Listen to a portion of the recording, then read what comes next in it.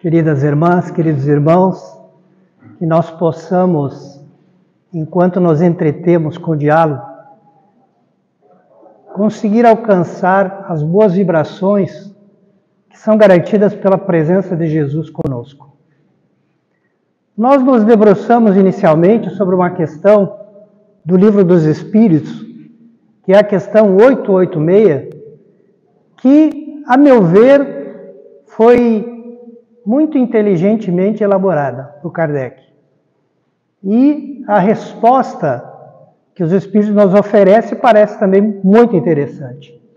Na questão 886 do Livro dos Espíritos, foi perguntado qual o sentido da palavra caridade conforme entendia Jesus. Vejam que nós nos debruçamos sobre a necessidade de entender essa palavra, que é a mola, a maneira, o caminho pelo qual nós alcançaremos realmente a nossa redenção, a nossa felicidade, fazer aos outros o que gostaríamos que os outros nos fizessem. Mas a pergunta não é só relativa a esclarecer o que seja caridade. Busca Kardec o entendimento daquele que entre nós nos serve de modelo e guia, que é Jesus.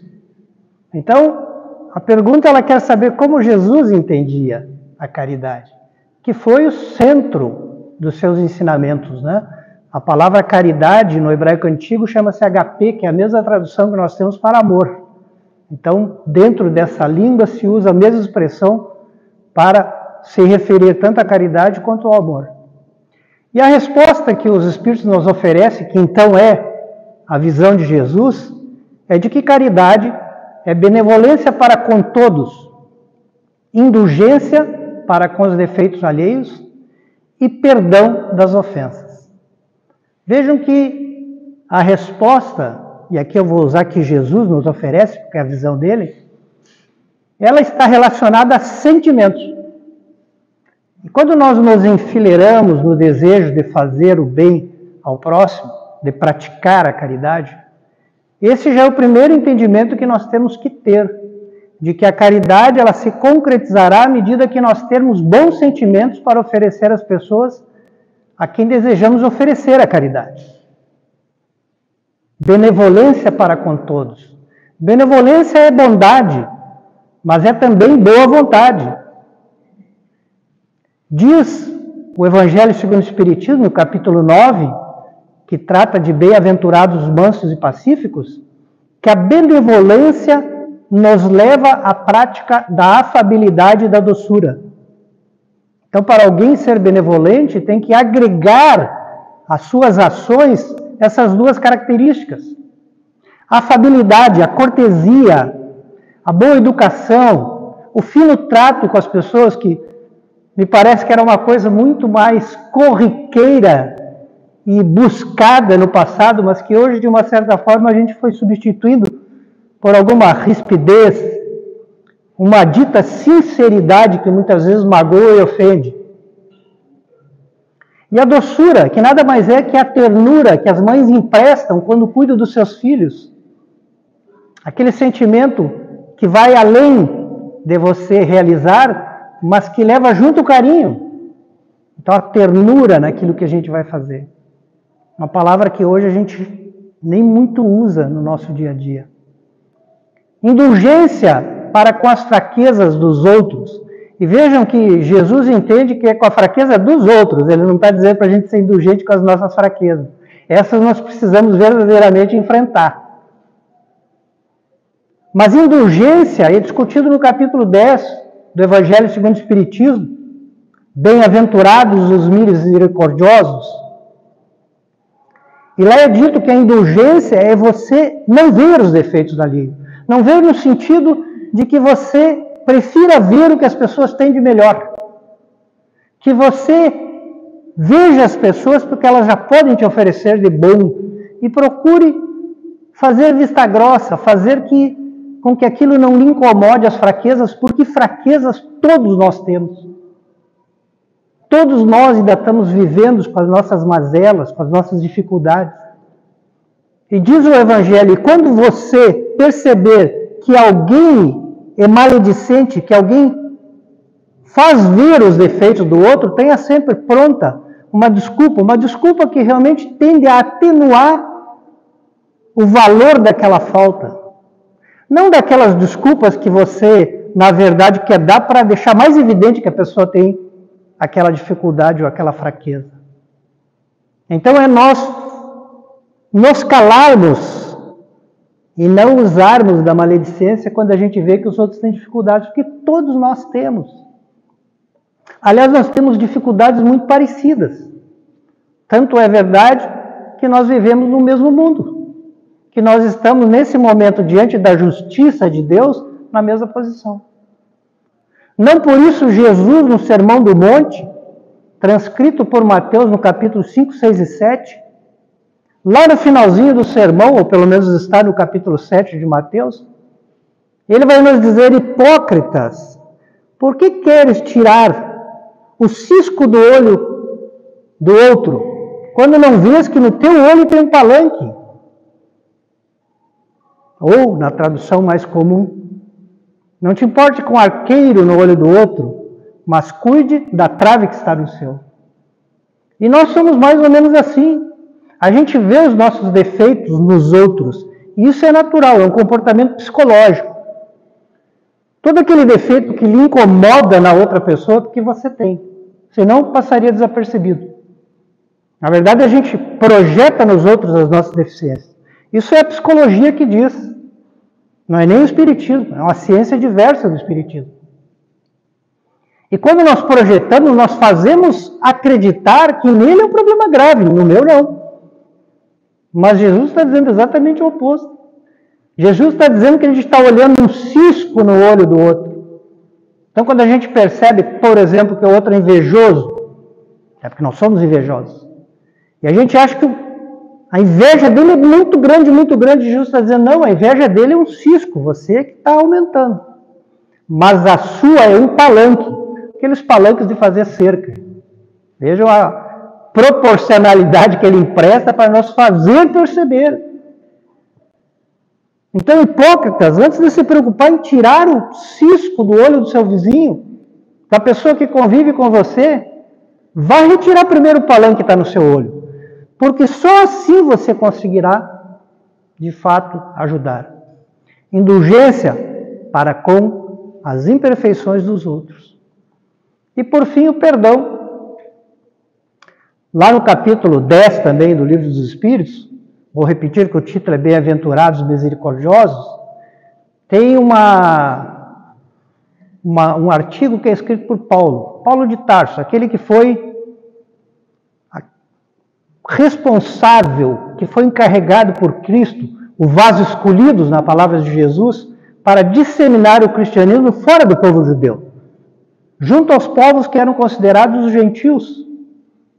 E Paulo lá, colaborando com a codificação espírita, ele vai fazer referência que há dois tipos de perdão: o perdão dos lábios e o perdão do coração.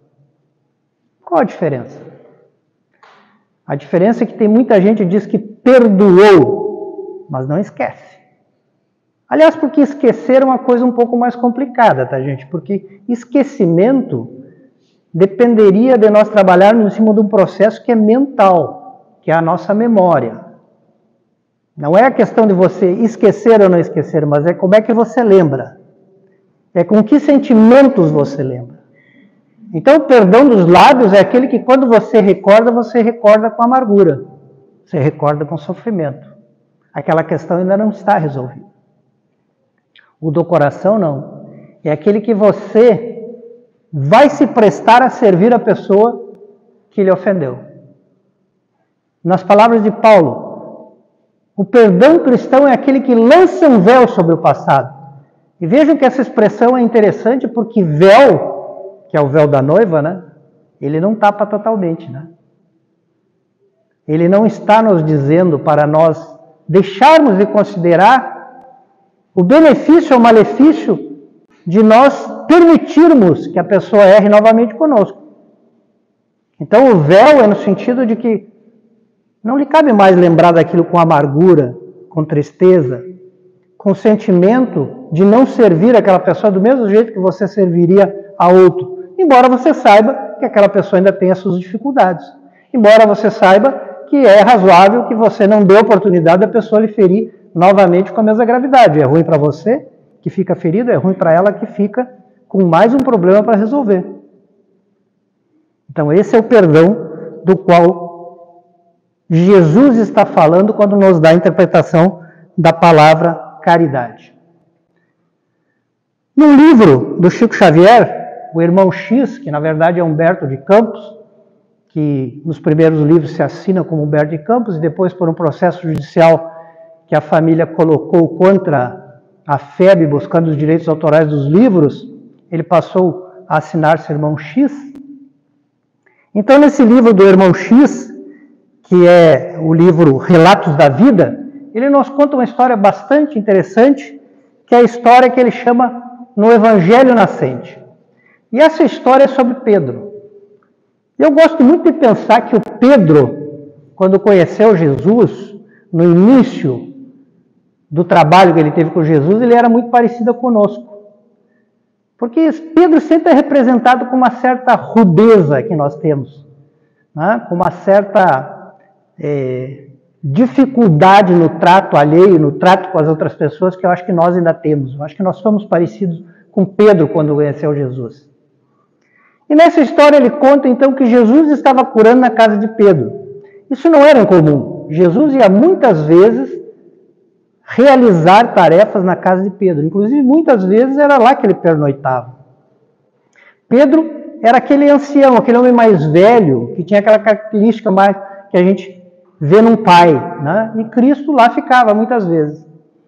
E na sua casa, imagino eu que não deveria ter muitos aposentos, porque ele era um homem pobre, um pescador, em que Jesus fazia a cura, Jesus estava numa das peças da casa que não era a sala, que era um aposento mais íntimo. E nesse aposento mais íntimo, ele atendia algumas pessoas que lá o procuravam para se beneficiarem da sua presença. E o Pedro ficava na sala, porque ele era o dono da casa. Então ele ficava recebendo as pessoas, para que as pessoas tivessem algum tipo de acolhimento quando chegassem. Então, nesse dia especificamente, Pedro recebeu 3 pessoas que não se conheciam, mas chegaram mais ou menos junto, sendo um homem e 2 mulheres. E ele então disse para as pessoas que aguardassem, que Jesus ia recebê-los, e essas 3 pessoas, como não se conhecessem, fazem mais ou menos o que a gente faz quando, por exemplo, vai num consultório médico e fica todo mundo na antessala aguardando, né? Ficaram se questionando por que procuraram o acolhimento de Jesus. E o Pedro, ali atento, começava a ver eles conversando a voz baixa, tentando entender o que eles tinham de buscar lá. Na verdade, os 3 tinham uma concepção de que Jesus era mais ou menos um mágico, um feiticeiro. Não tinham a verdadeira noção de quem era Jesus, como muitos de nós hoje ainda não têm a ideia exata de quem é Jesus. E ele então percebeu que aquele homem que estava naquele grupo de 3 pessoas, que chamava-se Eliaquim, era um comerciante feroz. E ele então tinha na família um tio que estava muito doente, prestes a morrer. Mas esse tio era dono de uma vinha que produzia muito. E ele então queria que antes do tio falecer, desencarnar, ele queria comprar aquela vinha, porque seria uma aquisição bastante vantajosa. E ele queria comprar num preço muito barato, afinal o tio já ia morrer, né? Então ele queria se antecipar aos herdeiros. E esse é o motivo pelo qual ele procurou Jesus, para que Jesus ajudasse ele a concretizar esse negócio que ele desejava. A mulher mais velha era Déia. E Déia, na verdade, teve uma amiga que lhe roubou o marido. E ela então procurou Jesus porque ela queria matar essa amiga. Ela queria vingança. E ela então não se contentava só em matar, ela queria que o esposo voltasse para casa e fosse humilhado por ter deixado ela por outra pessoa. E procurava Jesus para esse auxílio. E a última das 3 pessoas, que era uma jovem senhora, uma jovem, na verdade, ainda não casada, uma senhorita, ela era noiva.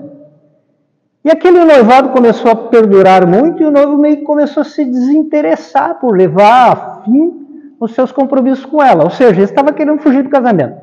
Essa era a preocupação dela. E ela então procurava Jesus para que Jesus pudesse fazer algum milagre, alguma feitiçaria que amarrasse de vez esse noivo no compromisso do casamento. O Pedro ouvia tudo, né? A essa altura, o Pedro, muito parecido com nós, subia as paredes, né? Ele já estava muito irritadíssimo com essa situação. Mas se dirigiu até Jesus, já com as informações preliminares, ditas, né? A boca pequena, né? Nos sussurros, nas conversações dos três. Abriu a porta e disse, olha, Jesus, tem 3 pessoas aí que eles estão procurando outra coisa, não é o que a gente está oferecendo. São pessoas más, são pessoas que estão imbuídas de intentos maléficos, né? Com desejo de que você auxilie a planos totalmente nefastos. Jesus então disse a Pedro, olha Pedro, eu no momento estou ocupado. Jesus estava atendendo um grupo de pessoas. Não era razoável ele abandonar aquelas pessoas para atender outras. Mas eu vou te fazer um pedido. Você atenda as 3 pessoas e procure encontrar um caminho que nos permita auxiliar a socorrer eles. Muito bem. Dada a tarefa, o Pedro voltou para a sala e disse, olha, eu vou atender vocês. E no diálogo confirmou-se as informações que ele já tinha. Ele então, irritadíssimo, passou a se alterar com as 3 pessoas. Disse, vocês vão embora. Jesus não se presta a esse tipo de coisa. Jesus não vai auxiliar vocês a fazer maldades. Não é esse o trabalho que nós temos aqui. Você aqui. Eu desejo que ainda esta vinha que você tanto quer comprar seja o destino da sua morte. Que você morra por tentar comprar essa vinha. Você pegue bando de bandidos, de pessoas de má fé para fazer o intento que deseja de matar o seu marido. Nós não somos um bando de assassinos.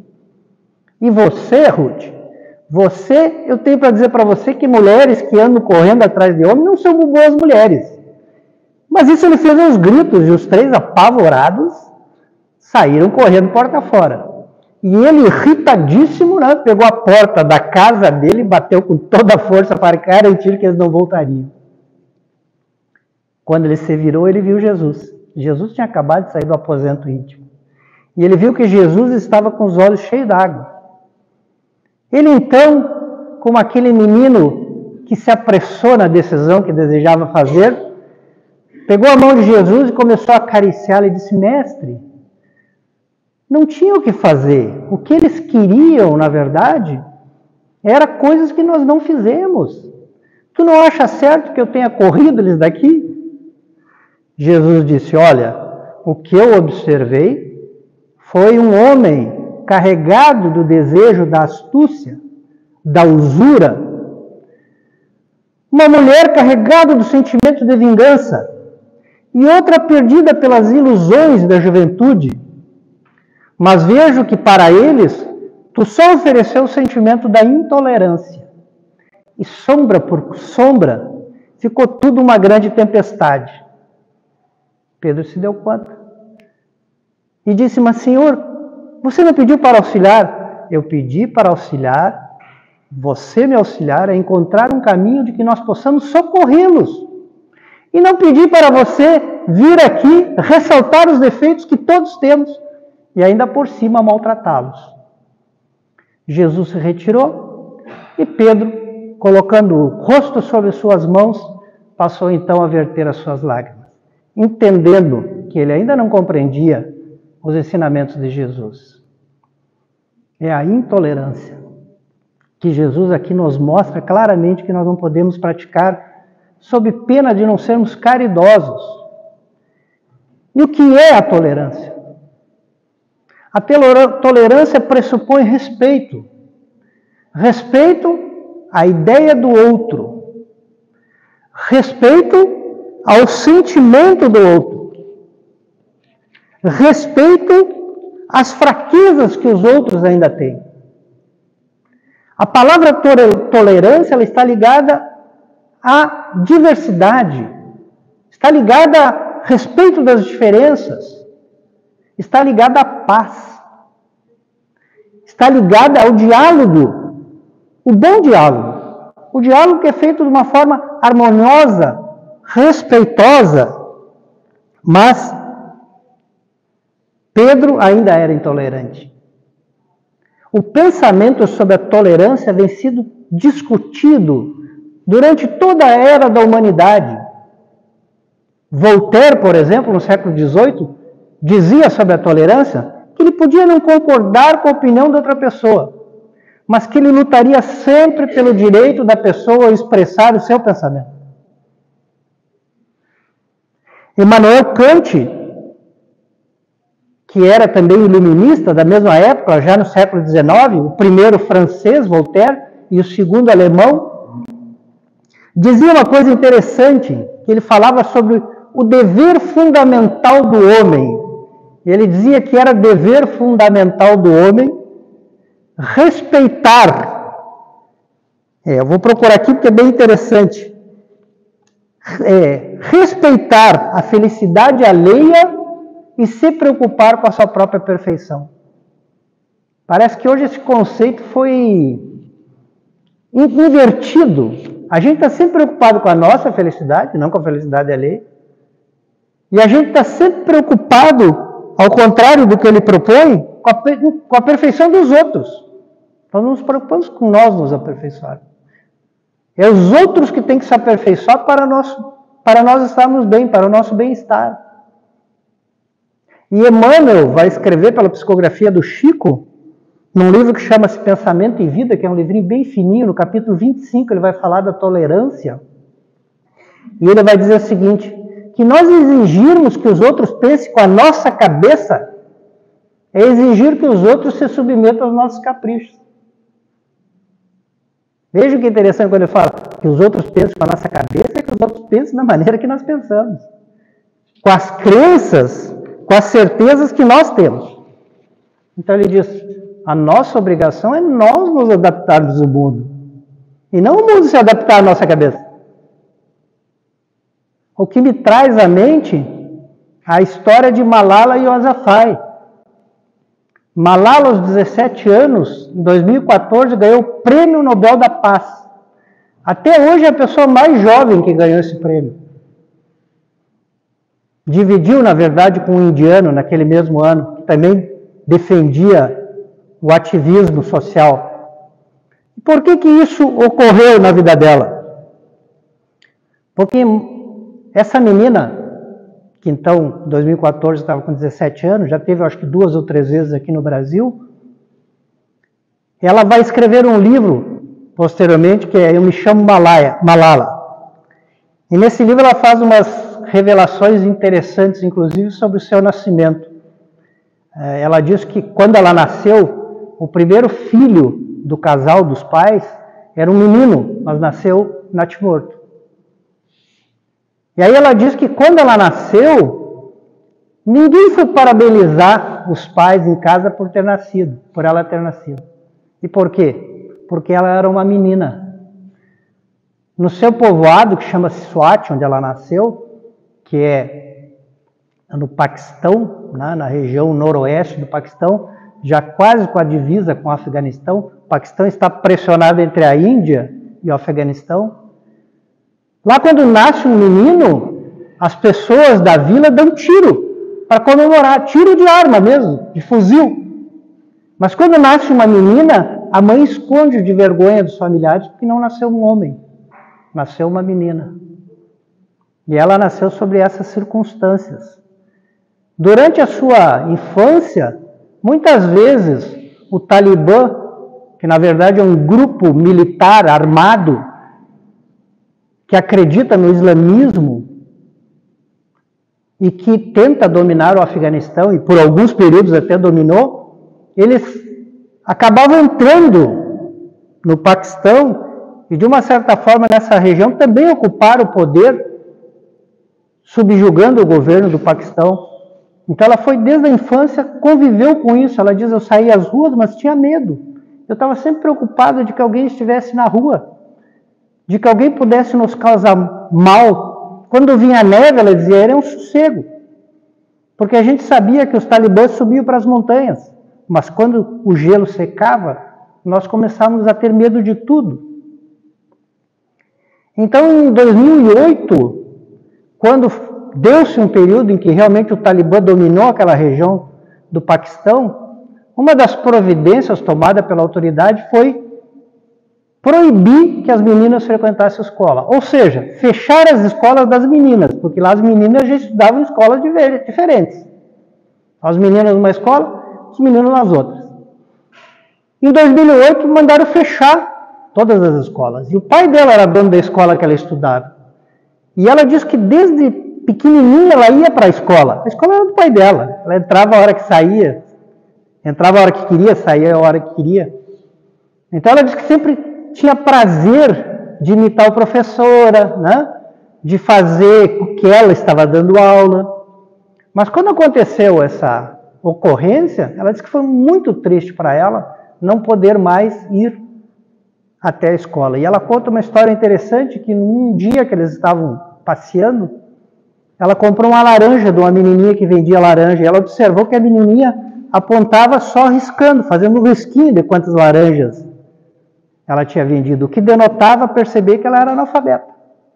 E ali ela disse, meu Deus, eu tenho que fazer alguma coisa para mudar essa situação. Ela disse, eu não comentava com ninguém, mas eu sentia que eu tinha que fazer alguma coisa para garantir que as meninas paquistanenses pudessem realmente estudar.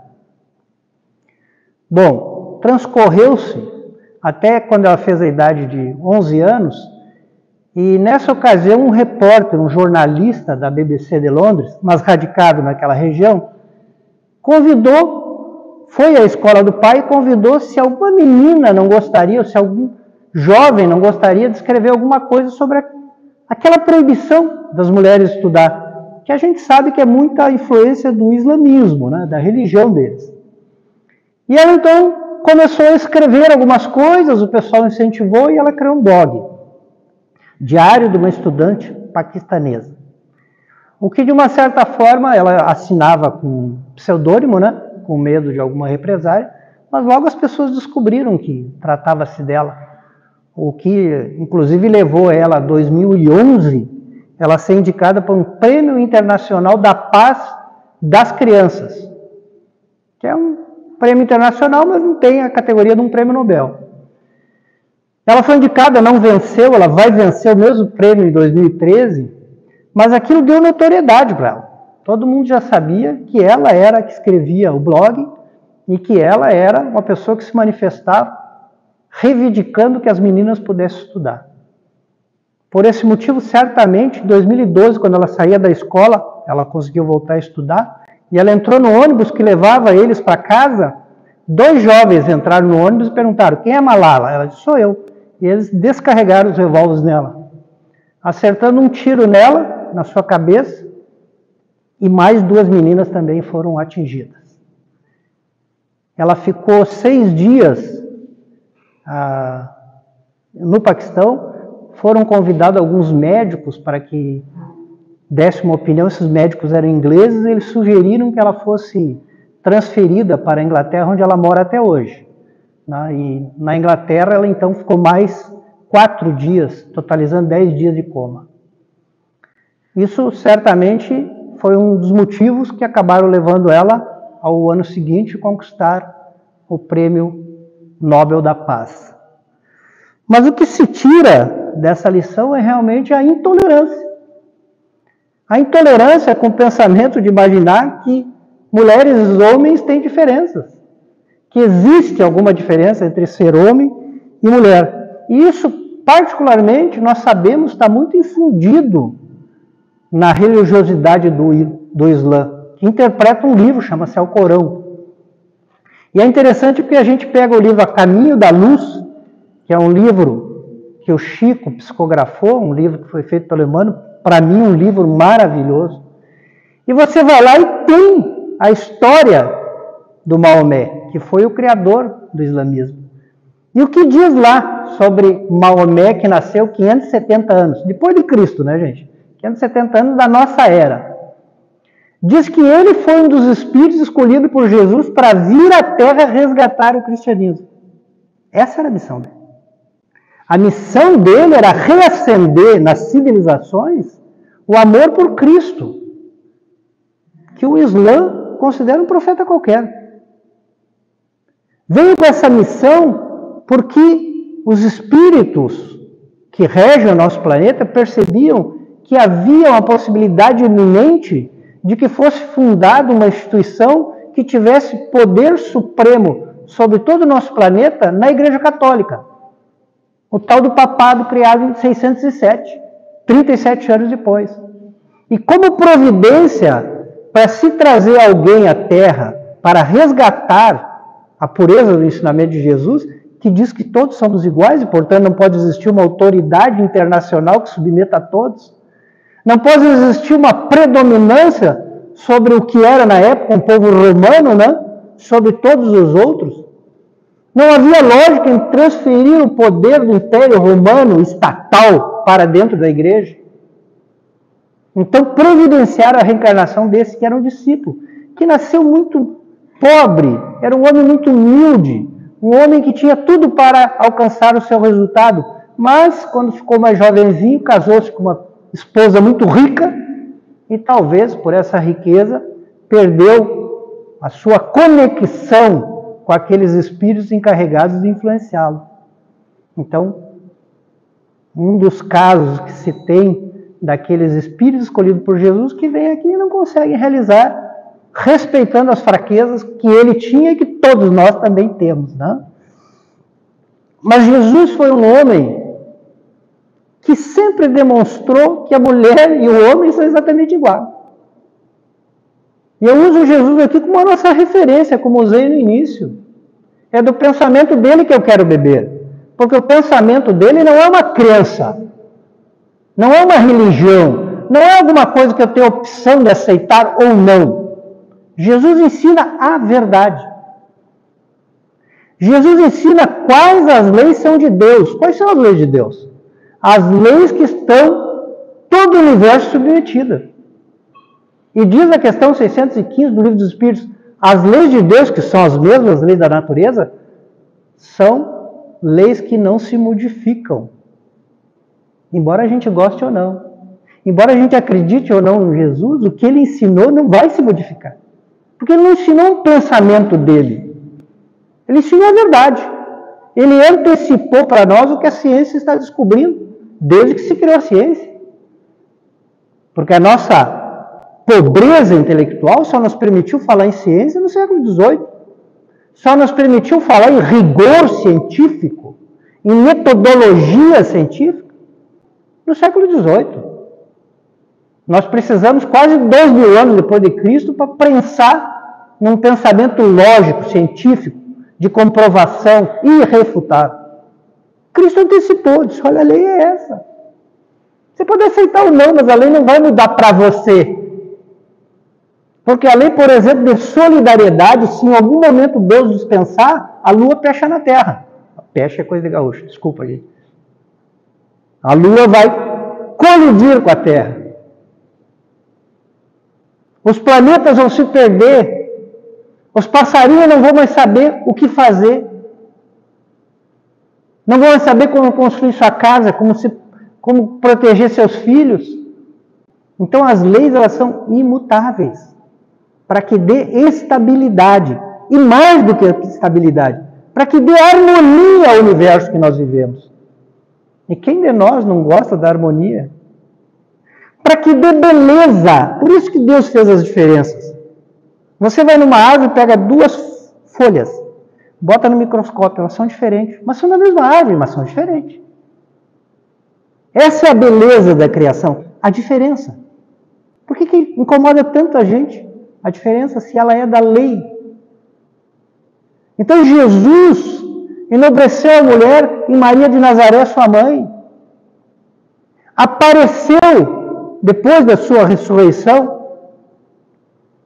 depois da sua crucificação, melhor dizendo, para adaptar um linguajar mais espírita. Em espírito apareceu para quem? Para uma mulher. Uma mulher, aliás, muito parecida conosco, porque era uma mulher que, quando Jesus conheceu, era muito pecadora.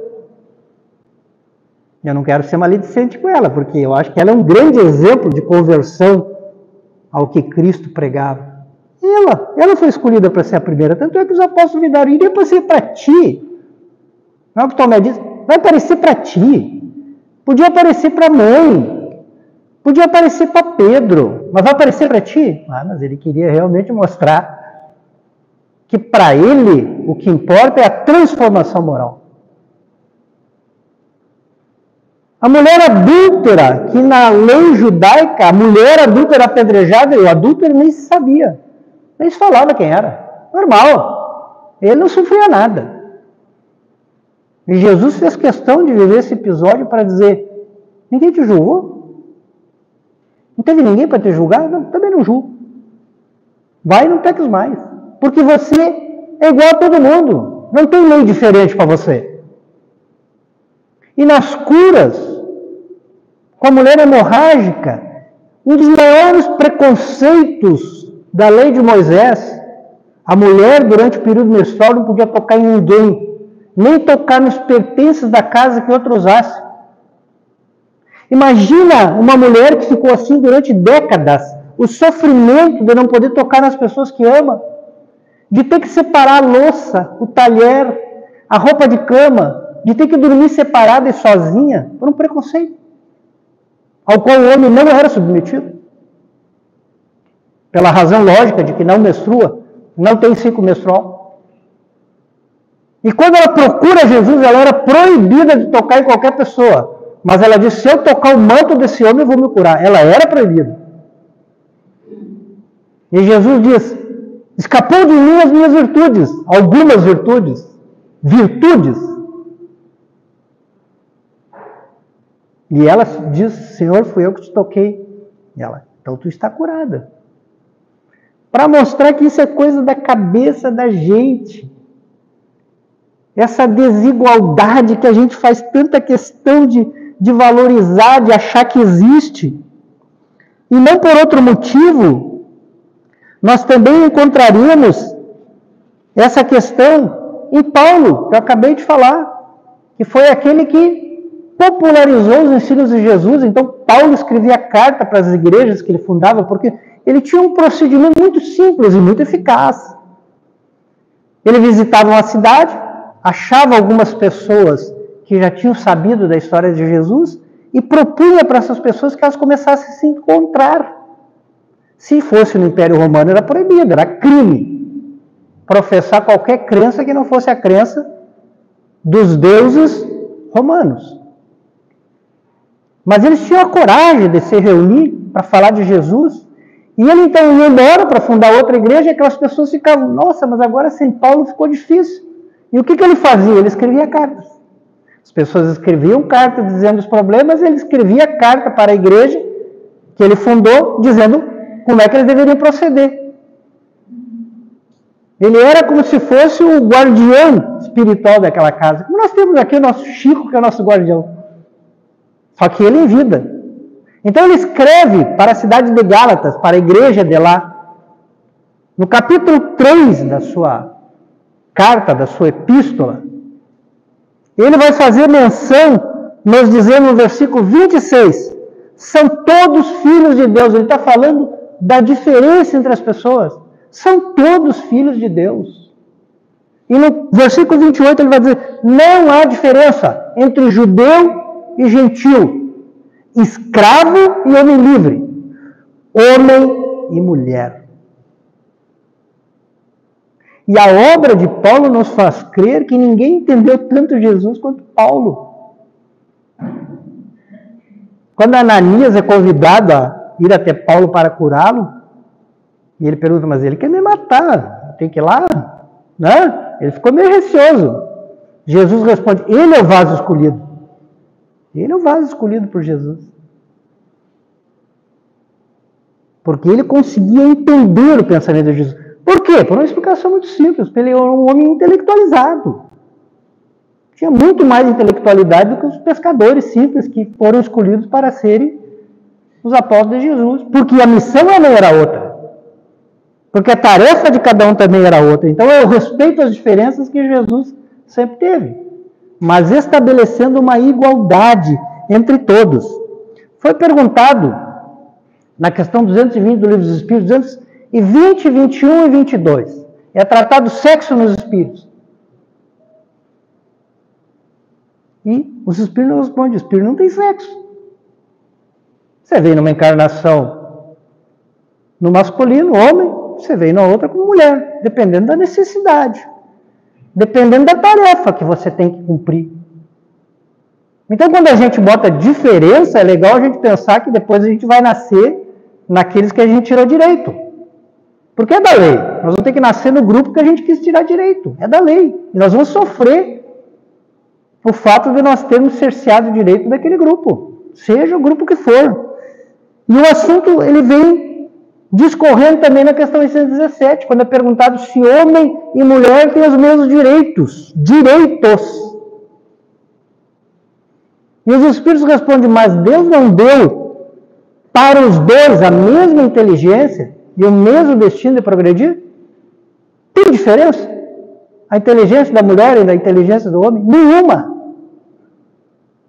Alguém dirá, mas tem grandes feitos que foram os homens que fizeram, e tem grandes feitos que foram as mulheres, assim, para encher páginas e páginas e páginas, lugares que os homens não conseguiram visitar, somente as mulheres. E na questão 119, é perguntado, mas por que o homem é fisicamente mais forte? Isso sim, nós temos que admitir, porque é a anatomia que prova que o homem é mais forte. Que o homem tem muito mais massa muscular e a mulher muito mais massa adiposa. É científico. Então é perguntado, Kardec pergunta, por que um tem mais força que o outro? Aí ele diz que cada um, na verdade cada um não, porque não é justo, quando a gente vem mulher, quando a gente vem homem, a gente vem com funções especiais. Que funções especiais? Está lá na observação da questão 820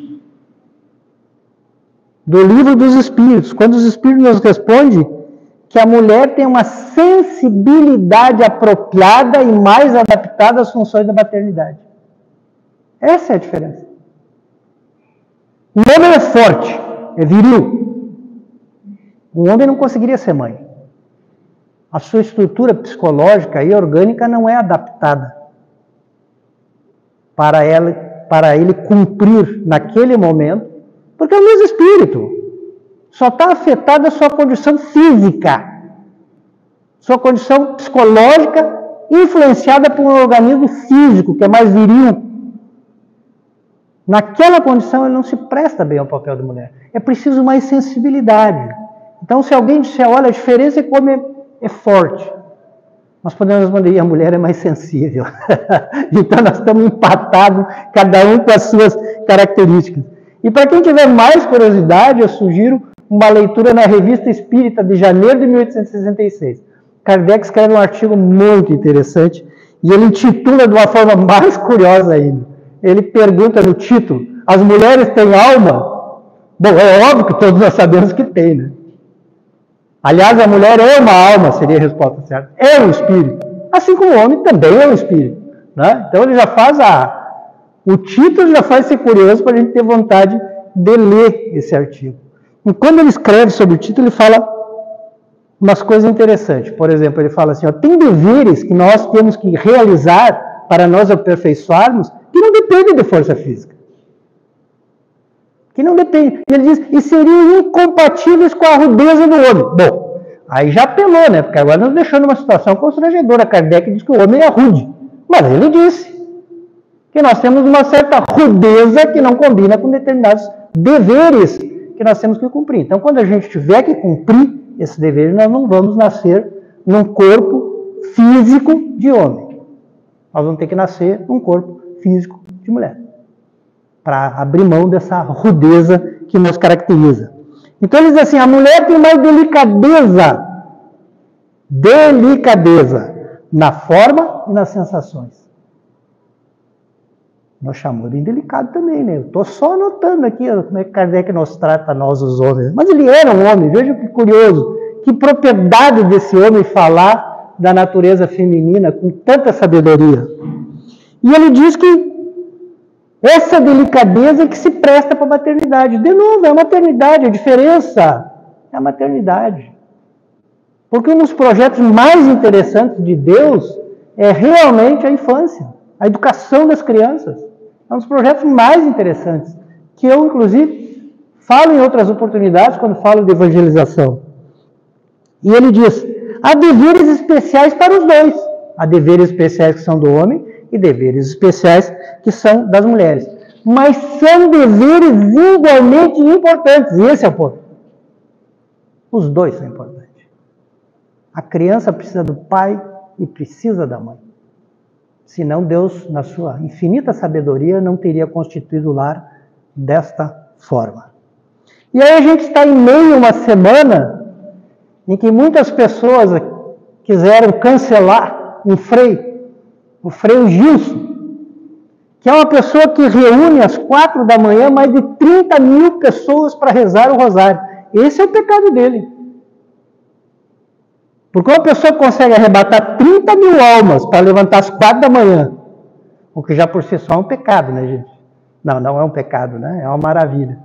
Para rezar, certamente é uma pessoa que vai chamar a atenção daqueles que se preocupam que o mundo não vá para frente, principalmente numa época de transição. E por que o Frei, principalmente, é cancelado? Porque ele faz uma interpretação de Gênesis, o segundo capítulo de Gênesis. Gênesis é o primeiro livro de Moisés, do Pentateuco hebraico, da nossa herança antes de Jesus. O primeiro livro. E nós aqui já temos falado, e há um consenso de que é uma linguagem simbólica. Ou alguém aqui acredita que Deus tirou a costela do Adão para fazer a mulher? Óbvio que é simbólico. Ou alguém acredita que realmente o Adão e a Eva viviam no paraíso, e daí comeram uma maçã e por isso foram expulsos? É simbólico, gente. É uma linguagem que precisa ser interpretada de forma simbólica para o povo que caminhou 40 anos no deserto, sem água, sem comida, passando necessidades, mas que Moisés precisava garantir a disciplina. Disciplina é o quê? Ao pensamento do Deus único, que é a tradição que nós herdamos do povo hebreu. Os 10 mandamentos, que é a tradição religiosa, que é a parte da lei de Moisés, dos 5 livros que realmente veio de Deus, os 10 mandamentos. O resto é adaptado àquele povo que não tinha uma legislação civil, só tinha os 5 livros. Não tinha Constituição, não tinha decreto, não tinha lei, não tinha nenhuma norma além dos 5 livros. E esse é o ponto. Então, lá em Gênesis, que é a crítica, no capítulo 2, versículo 18, diz assim: não é bom que esteja só. Deus está falando com Adão, vejam só, já é uma simbologia. Não é bom que esteja só, farei alguém que te auxilie. E o Frei cita isso. E aí isso é tomado ao pé da letra que mata. Porque a letra que mata é a letra que não deixa nós olhar além da letra. Óbvio que é uma linguagem simbólica. Primeiro porque, certamente, Deus não criou espírito ou espírito. Deus não criou o homem, daí tirou a costela e fez a mulher. Então é uma linguagem simbólica. E aí nós nos reportamos ao pensamento que está em Paulo, no mesma carta que ele escreve para Gálatas, no mesmo capítulo 3, no versículo 13, quando ele diz uma coisa que a gente precisa entender. Cristo nos resgatou da lei. Se todos que vieram antes de Cristo, depois de Cristo, eram seus enviados, e são escolhidos por Jesus para cumprir um papel, inclusive Kardec, inclusive todos aqueles que fundaram religiões, são enviados de Jesus é o maior. Eles estão a serviço de Jesus. Então é certo que o ensinamento de Jesus está acima de todos os outros ensinamentos. É mais claro, é mais puro. Eu prefiro dizer, é a verdade, nua e crua. Então, obviamente, que se eu vou para o Velho Testamento, eu não posso me prender tanto na lei. É bom que eu faça o que Paulo diz que Cristo fez. Eu me liberte da lei para ficar com o ensinamento de Jesus. Porque daí eu vou saber que Jesus propõe a igualdade no pensamento dele, tão bem explicitado, e no pensamento de Paulo de Tarso. Nós passaremos pelas duas situações. Nós passaremos por diversas situações que vão nos distinguir de outros grupos. É bom que a gente exercite em todas as situações a tolerância. para que não venhamos a fazer como Pedro, de colocar o rosto entre as mãos e chorarmos durante a madrugada. Que Jesus nos abençoe hoje e sempre.